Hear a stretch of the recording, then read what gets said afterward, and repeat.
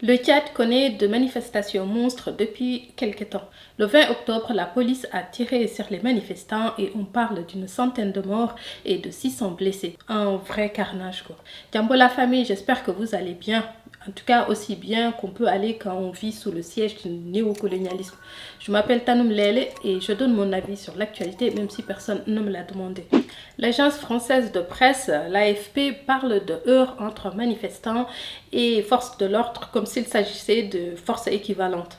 En fait, l'AFP s'est fait le communicant de la junte tchadienne. L'indécence de ces gens quand même. Et c'est pas la première fois que Déby, fils, tire sur les manifestants à balles réelles.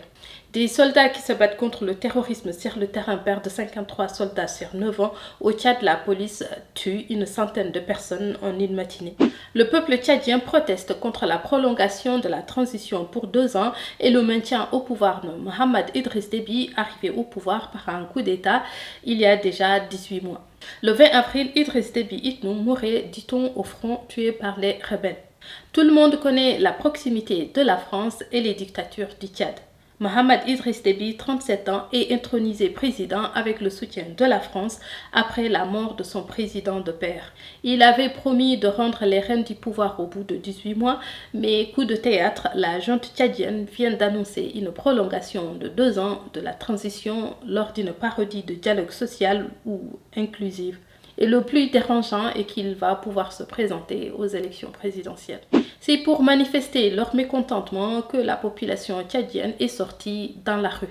Après avoir assassiné une centaine de personnes et blessé plus de 600, Mohamed Idriss Déby Itnou vient de suspendre les activités des groupes de l'opposition et de la société civile et a instauré un couvre-feu de 18h à 6h du matin.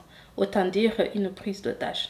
Le ministre Saleh Kebzabo menace des manifestants et affirme, je le cite, qu'il fera régner l'ordre sur l'ensemble du territoire et ne tolérera plus aucune dérive ou qu'elle vienne. La communauté internationale, alias la communauté des intérêts en Afrique, condamne l'usage de la force et les atteintes à la liberté d'expression. Laissez-les manifester, voyons. Mais pas la prolongation de la transition. Ils se foutent de la gueule de qui là? Vous soutenez des assassins et quand ils assassinent, vous condamnez. Et le plus ridicule, c'est la France qui dit tout de suite, avant même qu'on l'accuse de quoi que ce soit, c'est pas moi, wallah, j'ai rien fait. C'est un peu comme le charnier de Gossi au Mali où elle prédit qu'on va l'accuser avant même qu'on découvre qu'il se passe quelque chose. Mais est-ce que la France est vraiment impliquée? Bien sûr, le plus compliqué, c'est de savoir comment. On sait tous que le Tchad, c'est la cuisine de la France au Sahel, la Mauritanie, le séjour, la Côte d'Ivoire, le salon, sa salle de bain, c'est le Sénégal et son garde-manger, le Niger. Depuis 60 ans, la France infeste la paix et la souveraineté du Tchad. Vous vous souvenez de Macron rendant hommage à un Déby, un de ses plus valeureux généraux coloniaux, pendant que son jeune pantin Mohamed Déby somnole sur sa chaise. Un Macron qui fait la promesse de protéger l'intégrité du Tchad, genre Idriss Déby, va-t'en paix, la France a les rênes de ton pays maintenant. Et d'ailleurs, beaucoup pensent que Mohamed Déby Itnou ne dirige rien dans le pays. Le véritable boss du Tchad serait le général Ahmed Kogri, chef de la police politique, fils d'un légionnaire français et d'une Tchadienne de nationalité française.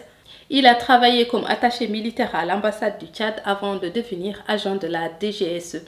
C'est Jean-Yves Le Drian qui l'aurait imposé à Idriss Déby comme directeur de l'ANS, la police politique.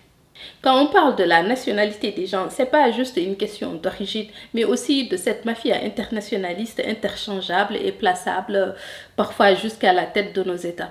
Donc la France peut dire ce qu'elle veut, elle est responsable dans tout ce qui se passait déjà au Tchad avant et actuellement. Aujourd'hui, ils essaient de transformer la révolte légitime du peuple tchadien en un clivage ethnique et régionaliste comme ils l'ont fait au Mali. Voilà, c'est la fin de la vidéo. Partage, like, commente et dis-moi ce que tu penses de ce qui se passe au Tchad.